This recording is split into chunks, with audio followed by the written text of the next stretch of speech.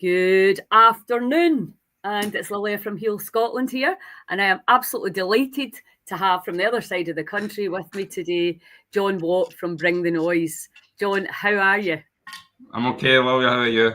I'm great. I'm great. Now I know you've had a bit of a dip recently, so you start to feel a bit brighter. Yeah, there's something going about just now. Been kind of struggling for the last, probably want to say nearly 2 weeks now. Mhm. Haven't really shifted it, but I'm doing a lot better. I'm doing a lot better. So yeah, I suppose my body's immune system isn't as great as it used to be. You know. Yeah, yeah. And I want to talk a little bit about that, but I mean, you and I both know now we're having to look forward and look to the future. And we've had numerous discussions for hours and hours about the best way forward and understanding that the politicians and the pharmaceutical companies are not taking responsibility at all. So, what do we do now? Where do we go from that? But obviously, you became uber famous for that absolutely genius interaction with the then Prime Minister, Rishi Sunak. And you managed to get, we'll not tell the story here because it's coming up in your documentary, the whole story about Yeah. how you managed, as you say, a total Glasgow wido managed to get into that position, which I absolutely love. Yeah. But you know, the how I found you was I saw one of your videos with John Campbell, and your story was word for word like what happened to my brother. So it was I'm very personally involved in the story the same way as you are. Obviously, though it didn't happen to me, it happened to somebody, my best friend, and my brother. And you know the and nobody's doing anything about it. People that caused the problem have really completely not just ignored it, but totally gaslit everybody who dared to say they were fine before the vaccine and then they weren't fine afterwards. And there's been no acknowledgement really, although it is changing. Tell us what happened to you just briefly. Um, no, I believe it's November 2021. I went and took the COVID-19 jag. Can't say the V word because it gets Aye. shut down, as you know. But we might as well go back to how the Scottish used to call jags anyway, because that's what it used to be. It used to be jags. Don't know why everybody's kind of started changing the word to vaccine now, but in Scotland we used to call it a jag. So I took the jag in November 2021, and then just basically within 24 hours, my life basically drastically, my health changed, and it wasn't it wasn't for the good. It was not safe and effective as they made out, but and the level of side effects I had from it was astronomical. So after that, I've then soon discovered that how deep this really goes, and I then experienced censorship, getting shut down on social media, being basically to left to rot, as I like to say, from everyone, from politicians to mainstream media to the health professionals, the NHS, the very ones that rolled this out. So that should be a red flag to absolutely everybody around the world, that how much we can't trust all those all of those people that I've mentioned, politicians, mainstream media, NHS, because the honest answer is the NHS work within guidelines, and their guidelines are so flawed. It's unbelievable. And from there, that's where the word "bring the noise" came from, because I was literally on my deathbed begging for help, and they kept trying to shut me down. So I just basically said, I'm going to make some noise about this. And since then, I've been trying to make people aware of the harms of these COVID-19 jags, and also trying to make people aware if they have an injury from the jag, because the amount of side effects to this thing is absolutely ridiculous. And it frightens me, the fact of the matter is they're still giving it out they're still willing to give it to pregnant women, and they are ignoring real science and real data at this point.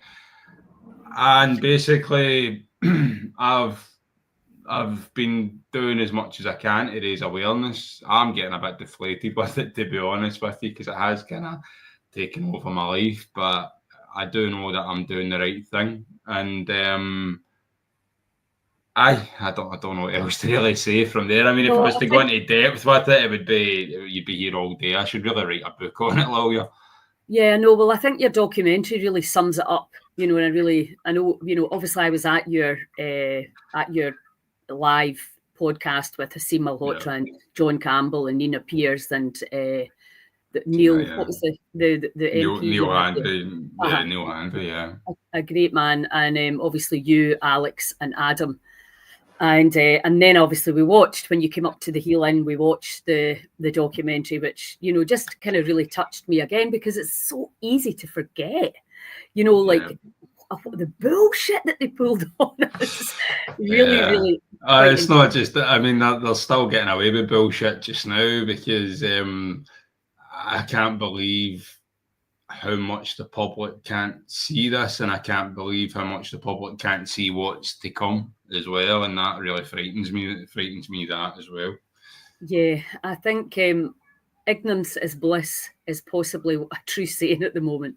But anyway, let's look at what, because there's so many avenues we could go down today. But what I really want to talk about, obviously, is that you're coming to the festival, and we're going to do a live podcast from the festival.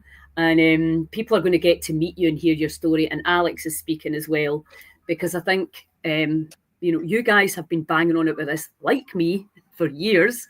And it's only humanly, normal that you start to get deflated.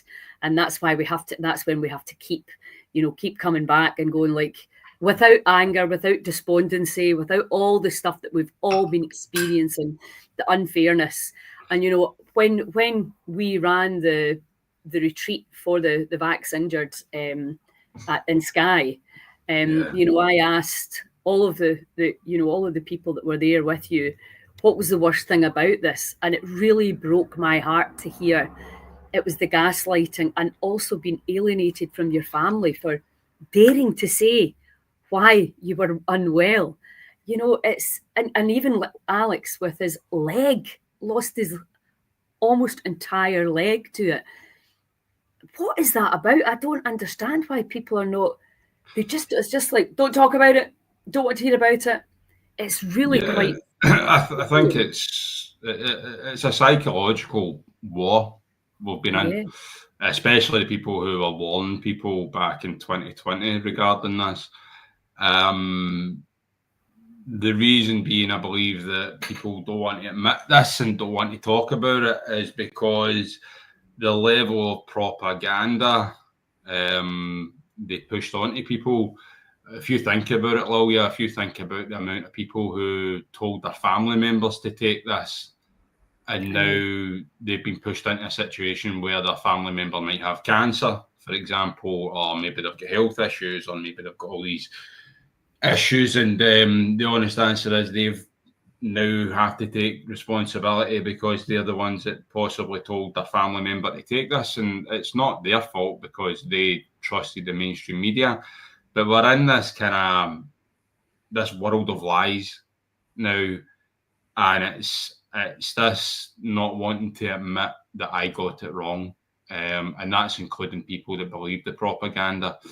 And it is a psychological war. They're clever. They're really clever with it and what they're actually doing to the people.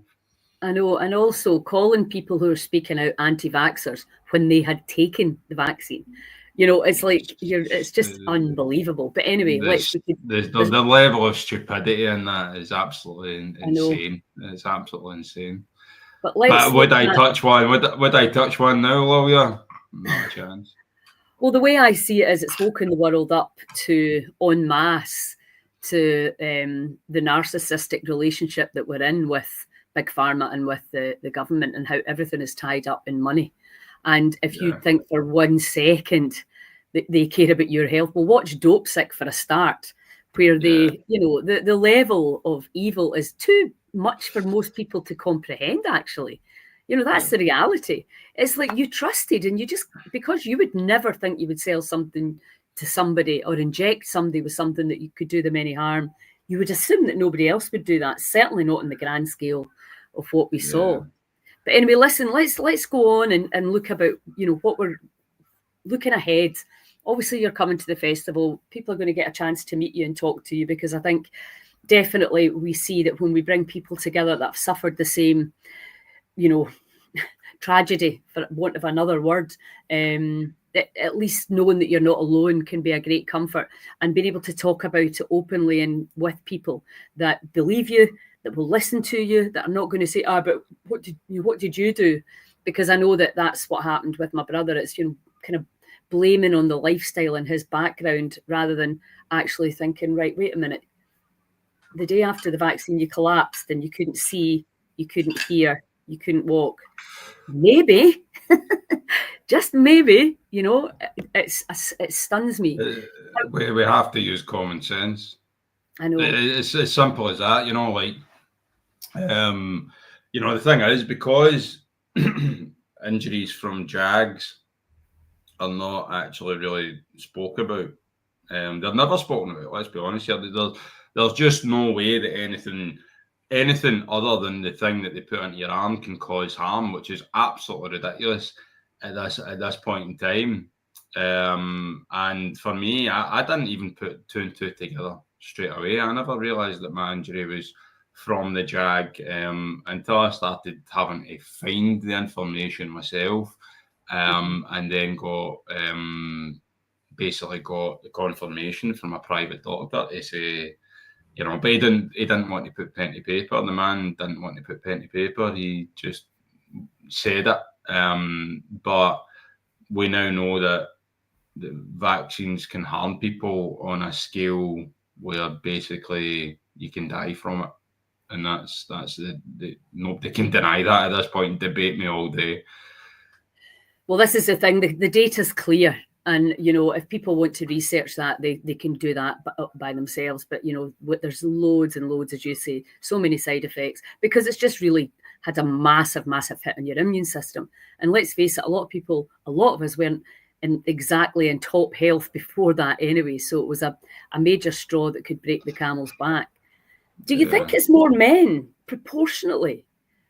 Do you think it's more men that have been affected? No, I would actually say it's actually more females, to be honest with you. Yeah, there is a couple of groups. I could get into one group, I don't want to. But there is groups out there, support groups, and the evidence shows that there's actually more females in the support groups than males.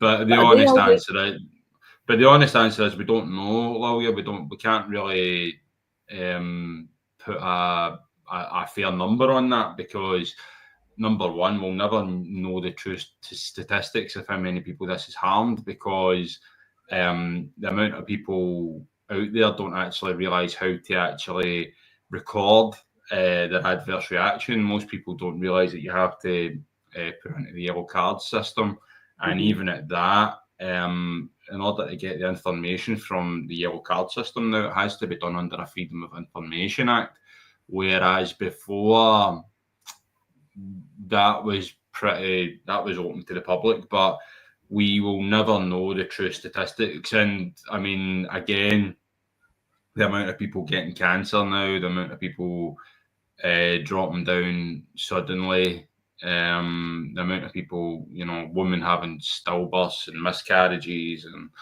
and so the honest answer is we will never know how many, whether it's male or female, but in the groups of people that do realise that they've been harmed by it, it does seem to be more female, I believe.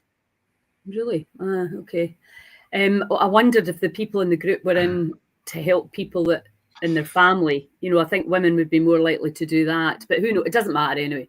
And there's obviously a lot of people whose health has plummeted and they still are not connecting it to the level that's my main frustration, because the amount of people, I've been to too many doctor's appointments, cardiology appointments, and like one time I was sitting in a cardiology appointment, and I was sitting in the waiting room. I seen a guy, probably same age as me, maybe a bit younger, and I just sat there and I said to him, I says, "Oh, what you in? What you here for?"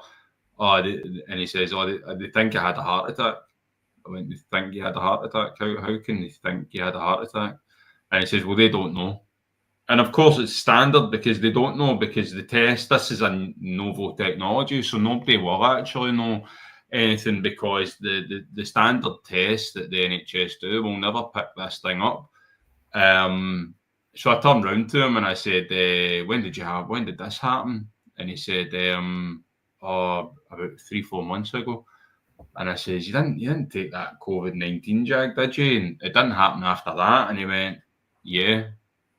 And then you're trying to make him realise and say, well, you do know there's been a massive, uptick in people with heart conditions of a young age. And whether or not that man went away, all I can do is plant the seed. But if everybody knew they were injected with a complete and utter lie, then I think a lot of people would be as angry as me. Yeah, absolutely. As my brother actually said to me, said, I don't think he's not getting enough energy to be angry. He said, I think if I get better, I'll be very angry about this, but I'm angry enough for him, so that's fine. Yeah. I mean, anyway. I was saying I can totally understand it from your brother's point of view, because when I was really ill and at death's door, you don't have the energy to do anything. The only thing you're doing is trying to survive, But I always did make the promise that if I got out of my bed, I would try and make as much noise and try and help as many people as I could, Mm-hmm. So I think there's two things, isn't there? There's an awareness and making sure that people absolutely have informed consent if they choose to keep on doing it. But there's also the fact, right, where do we go from here? And that's when you guys all came up to Skye, it was such a phenomenally heartwarming and beautiful experience in a very, very beautiful place. But it was kind of like, right, guys, what are we going to do now? We need to look forward. We have to have hope. We have, access to some of the best minds and the best researchers through your contacts, and certainly through Asim Malhotra and Dr. John Campbell doing amazing work. So we can start to lead people to the best advice as to what they can do. People that are, regret ever having taken it, what they can do to try and make sure that they're not living in fear, because we don't want people living in fear. We've had enough of that. We're looking for solutions and what we can do to move forward. So obviously your documentary's going to be on your website, which is phenomenal. I highly recommend that people watch that. You've got your podcast, and you're also making a couple of kind of, I don't know what you call them, vlogs, documentaries, whatever. I think like for me, it's just trying to raise awareness on what's going on. To give you there's a museum artwork I'm actually about to go and visit probably tomorrow, and I'll vlog that.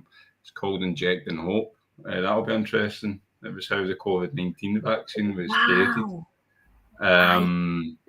So that'll be interesting. So I might pop along and vlog my experience there. But no, I'm just, like I said, for me, the data that the government and the mainstream media will push out, I don't believe mainstream media anymore. I believe that the information is now with the people on the streets. Mm-hmm. So I hit the streets of Glasgow now, or anywhere for that matter, that I can go and I'll interview people to make them, ask the question. And I don't think I can really just touch on one subject now. I think I need to touch on a lot of subjects, because there's definitely something bigger at play.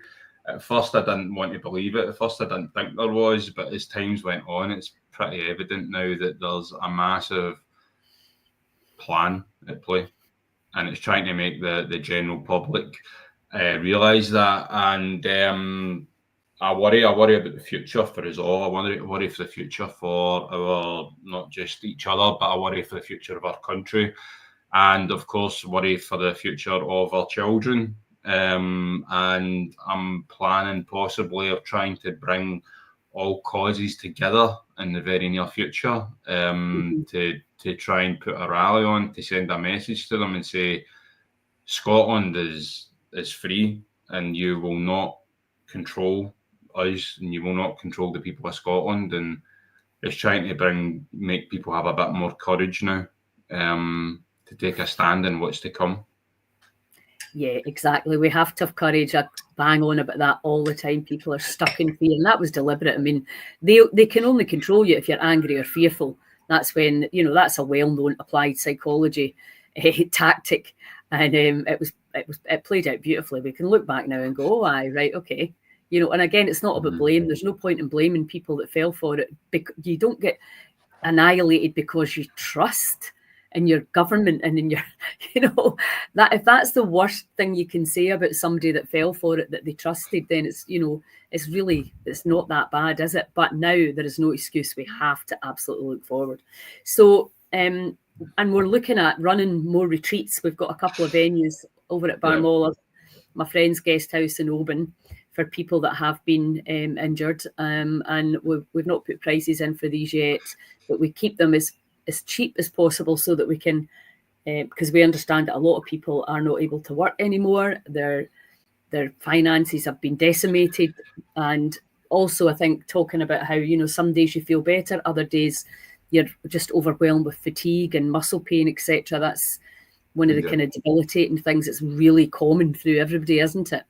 And also just trying to keep your mental health. Yeah, I'm very fortunate. I'm not in pain. Mine's is mainly heart issues and dizziness now. So mine's is mainly neurological. I'm sitting here just now and I feel like I'm going to topple over, but I just don't let it beat me. I just know what it is now, and yes, you kind of just, we're having this for so many years now. I just kind of deal with it. People see me maybe like wearing sunglasses and stuff. It's because of light sensitivity. The heart issues is something really hard to deal with because it feels like I feel like your heart feels cloggy.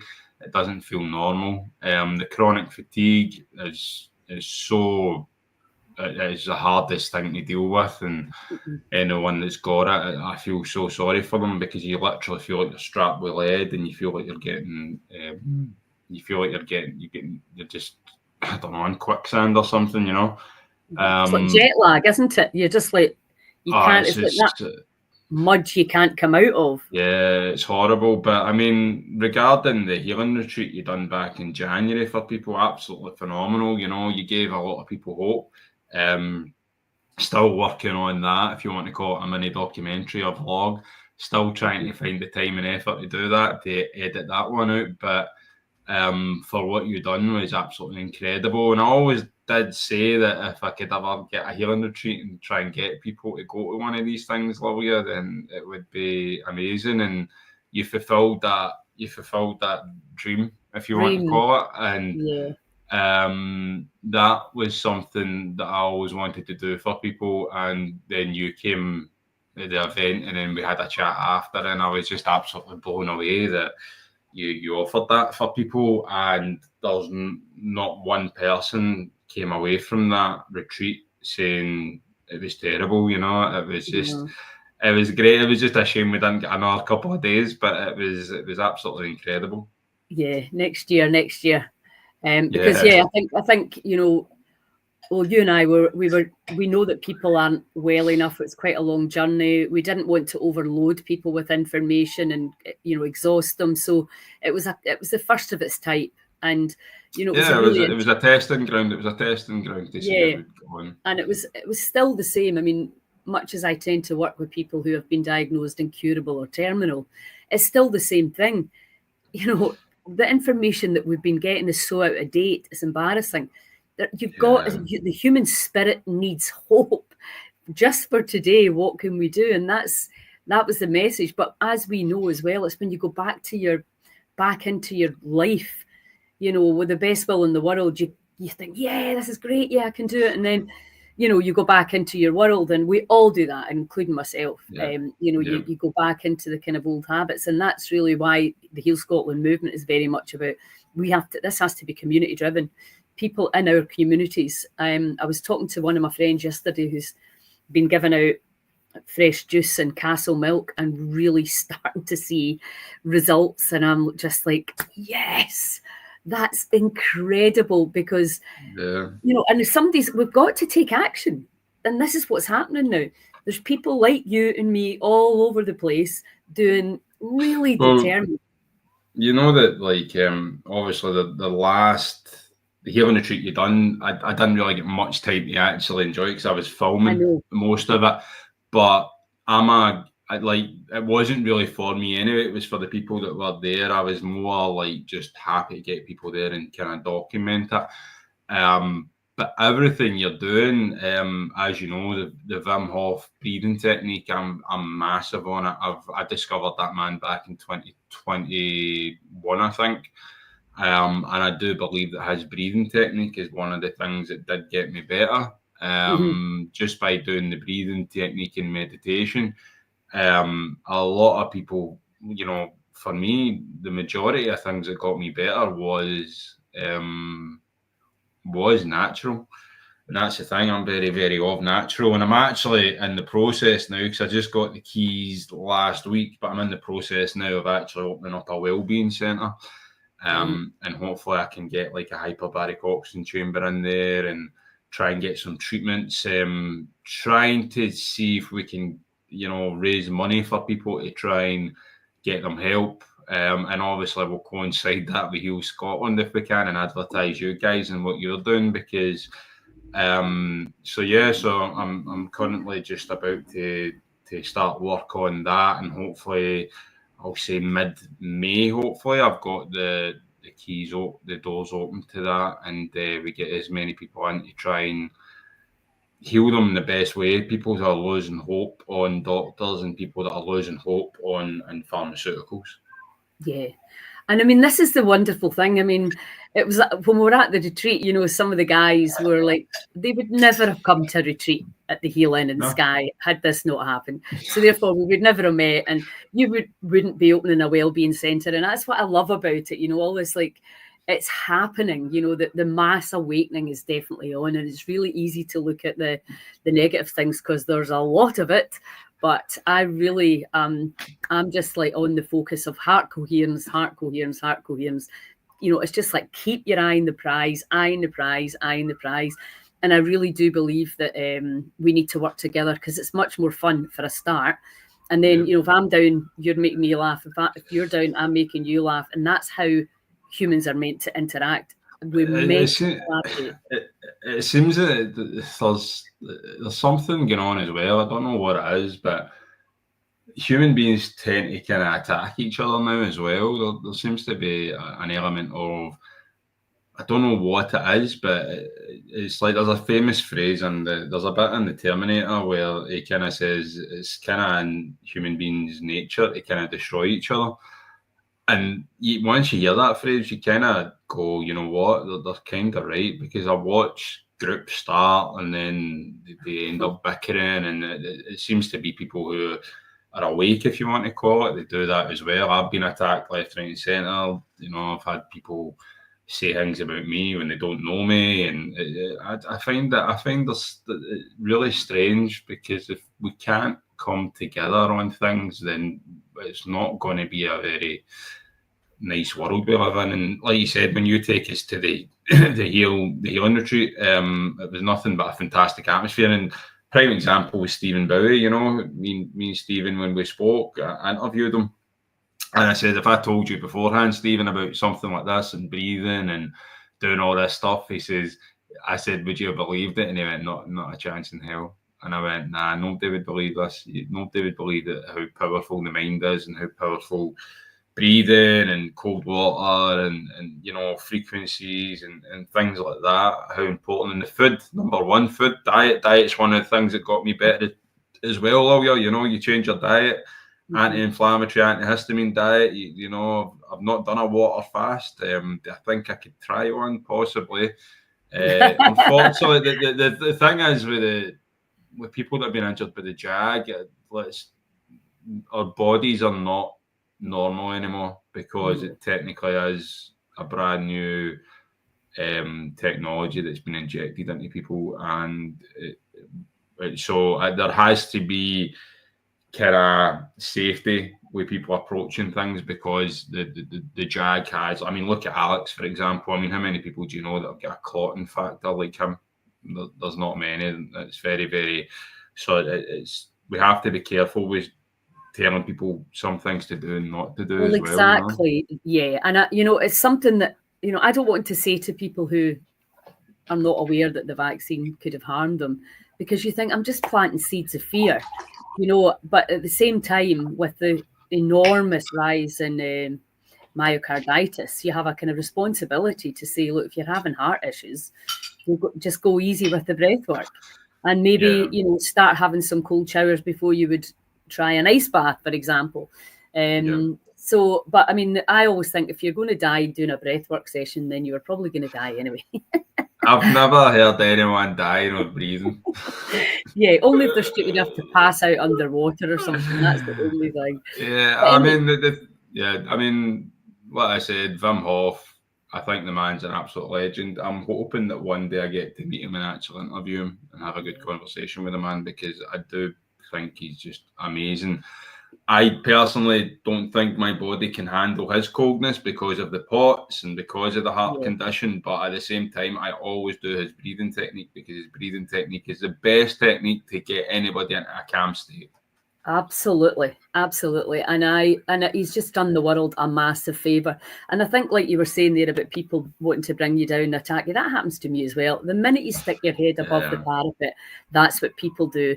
They want to bring you down. And Wim Hof has had his fair share of it. People wanting to blame, shame, and complain about him. And it's just like that's such a it just doesn't work unless we can see each other for the souls, that everybody's doing their best, everybody's trying, and be grateful for what everybody is bringing.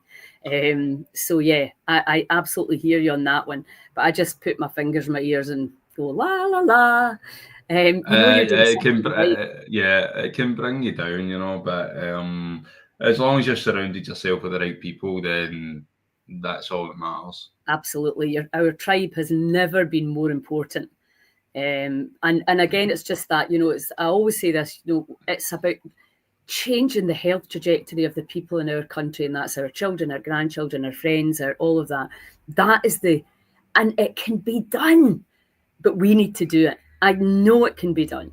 So, and it's so amazing to hear that people in Castlemilk are drinking fresh juice and feeling better. I'm just like buzzed by that, totally buzzed by that, because that's what has to happen, is that as soon as other people see that working, then they're like, oh, like these people are actually starting to change, look better, feel better, make better decisions. Their diseases are healing.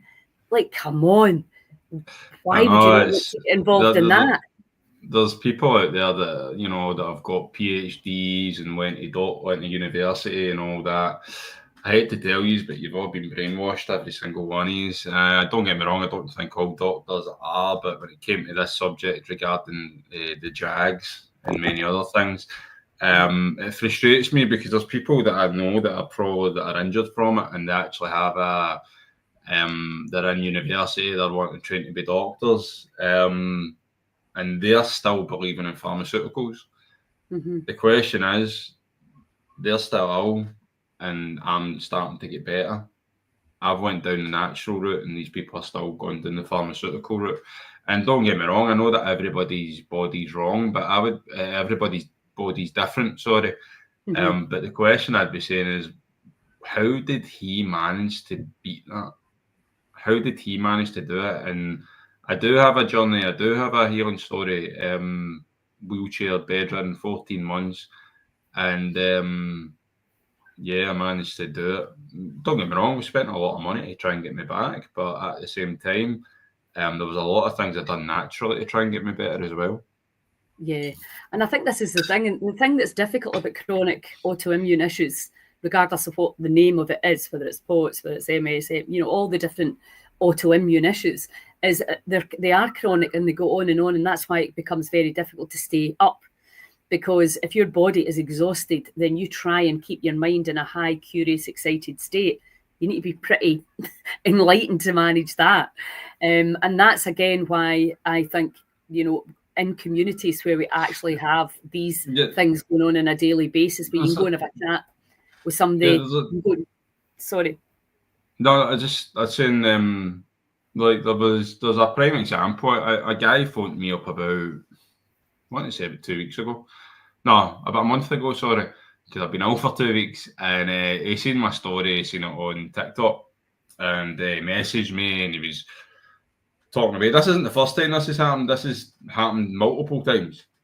And so whenever I phone them up, I turn around to them and I start to rhyme off the symptoms that I had. So I start to rhyme off the symptoms I've got, what I've done, blah, blah, blah, and what I had. And I get the same thing all the time. They went, you've told me more in 1 hour than what any doctor has.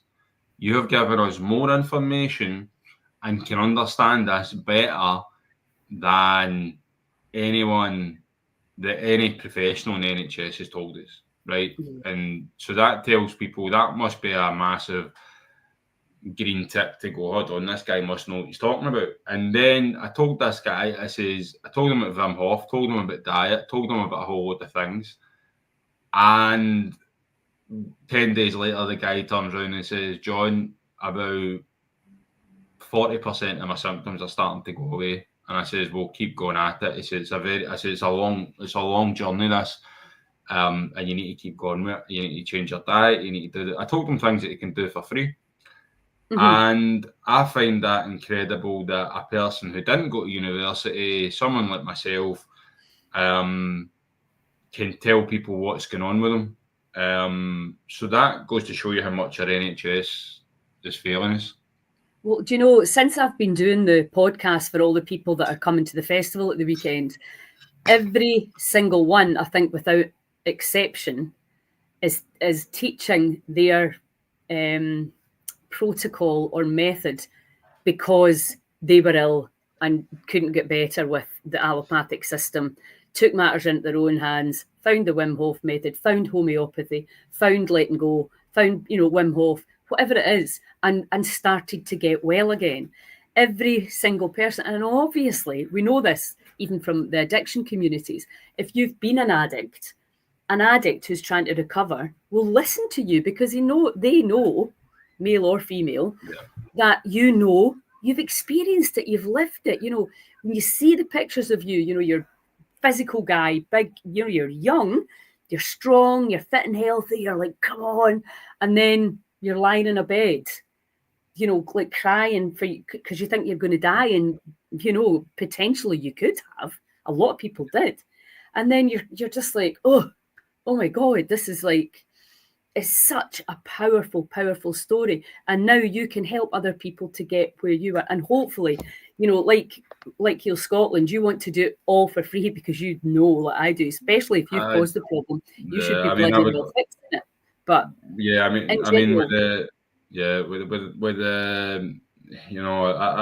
I speak to people as much as I can, and I just say to them, I say, and they go, what can I just say, just give me a donation, if you want to, give me a donation, simple as that. I wish I was a millionaire lawyer because just like you, I would try and heal the world, and I would try and help as many people as I could. With this well-being clinic that I'm going to open up, it's going to try and make it as affordable because you get bills to pay, you've got to pay for the electricity, you've got to pay for the rent for the place. So but it's trying to see if I can get like a hyperbaric oxygen chamber and making it as affordable for people as possible. And I'm only going to bring things in that I know that have helped me, and also hopefully I can get a few doctors that know what's going on as well in the clinic, and try and raise money for them. Like I said, there is a charity that's going to be getting set up, and then hopefully I can coincide with that charity and like yourself, work alongside yourself. with trying to help people, and that's the only thing I want to try and do. I know. And I was thinking about that this morning. I thought it's people that are really working from their heart rather than from their agenda. And I've been saying this for decades. We have to take money out of people's health, the healthcare. That people are getting rich on us being sick. I mean, come on. That is just an outrageous situation. And our government is absolutely got blood in its hands with the way it takes the money from these evil entities. But anyway, let's not go on about that too much. So you're going to be at the festival and you're going to be doing some filming for me, which will be amazing. Yeah. I'll probably be there mainly filming rather than doing.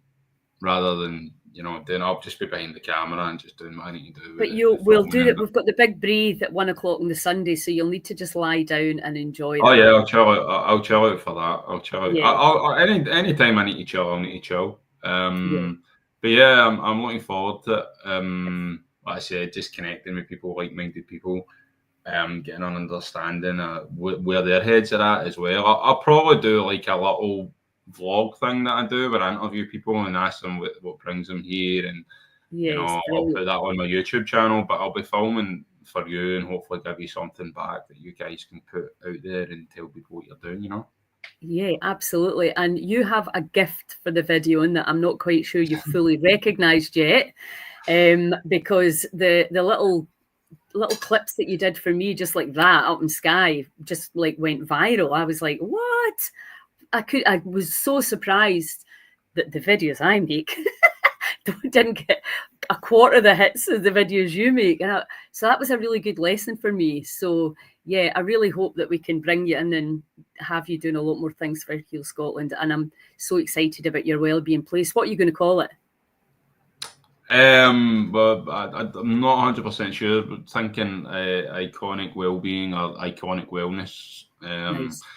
Is what I'm looking into calling it. And like I said, I'm hoping to try and raise. There's a hyperbaric. So there's 2 hyperbaric chambers. There's a soft shell one that I can get, but then there's the one that got me better, and that cost a fortune. And I want to see if we can try and raise money for it, because I know that one's the one that will definitely 100% help people. How much is it? You're about 55 grand or something. So it is a lot of money, but I do know the benefits from it is astronomical as well. So if we can try and maybe raise money for it, and then, like, for example, when I go to a place in Glasgow and they've got a similar one to the one I'm using, for 20 sessions you're talking about $1,000. I know. So it's just not possible for a lot of people. So I've had at least I want to say I've had at least 85 to 100 dives of that. So that's about $5,000, $5,500. There's not that many people out there. So if I can manage to raise the money and then half of that and make it more affordable for people, then, and the reason you have to have 20 because you'll see benefits from 20. You're not going to see benefits from. That's the thing. There's so many people try hyperbaric and they go, "Oh, I tried it and it didn't work." It didn't work because you have to use it 5 times a week. You have to use it, and honestly, the chronic fatigue and everything else, the health benefits, it makes you younger as well. I know. It's incredible, the benefits of a hyperbaric oxygen chamber. So that's something I'm hoping to introduce into this clinic. Yeah, and there's a lot of science right now about how it's helping people with long COVID, and there's like a huge, ridiculous amount of people in our country that have that. So you would think it would be well worth people's time and effort to make sure they could access. We should have them all over the country, as we should have saunas. I mean, if the NHS was actually here to heal people, they would look into the benefits of a hyperbaric changer. They would understand that people with chronic fatigue, they need it, and if the NHS put about 10 million quid into these hyperbarics, think how many hyperbarics they could put into people, and then that way, they give people an opportunity to have like 60 dives until they start to feel better. I was doing it for about, I want to say 4 months on the trot. Every single day, Monday to Friday, my family were taking me to hyperbaric, and I was getting in and coming back. And it makes you so tired when you're really ill. But as time went on, I started to get better and better and better. So hyperbaric oxygen chamber is so beneficial to people's health. It's unbelievable. It's all about the oxygen, and Exactly. that's of course what the Wim Hof breath work does for you as well. Exactly. As soon as you add it, as soon as you oxygenate the blood, that's it. The oxygen is massive and killing off cells and helping so many people. And that's why I do believe they say that about the Wim Hof method. It's basically like a mini hyperbaric oxygen chamber. It's yourself that's doing it. Absolutely. There's so many great things that you can do to help yourself that people aren't aware. And I say this all the time. There's people suffering right now because they don't have the information that you and I could give them. And that's the whole Heal Scotland mission, is to get this information out to as many people as possible. There's no agenda here. There's just like, wish somebody had told us a long time ago, but that's just the way it works. We're all starting to waken up and realise that we've been a bit hoodwinked by alleged healthcare. And it's time for a change. Some more wild medicine in the house. So listen, I'm going to let you go because I know you've got an appointment, and I'm excited to see you all on Friday. Are you coming on Friday morning? I'm going to attempt to get there the day before. Is that all right with yourself? Aye.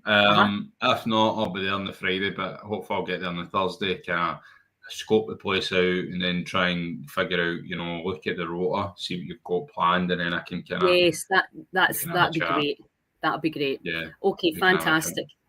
And is Adam going to make it up? I need to give him a phone. I'll give Adam a phone and see. I don't even think he knows if he's been invited or not, but I spoke to him about it. Yeah. Oh, did you? I'll give him a shout and see what he says. And there was another guy, is it Andy? Andy Carlin. I'll speak to his mother and see if he. I think he is going to come. I'm not sure. I'll need to ask him. I've got a bed for him if he needs it anyway. Perfect. All right, well, just keep doing what you're doing. No problem. You too, hon. And I'll see you on Thursday.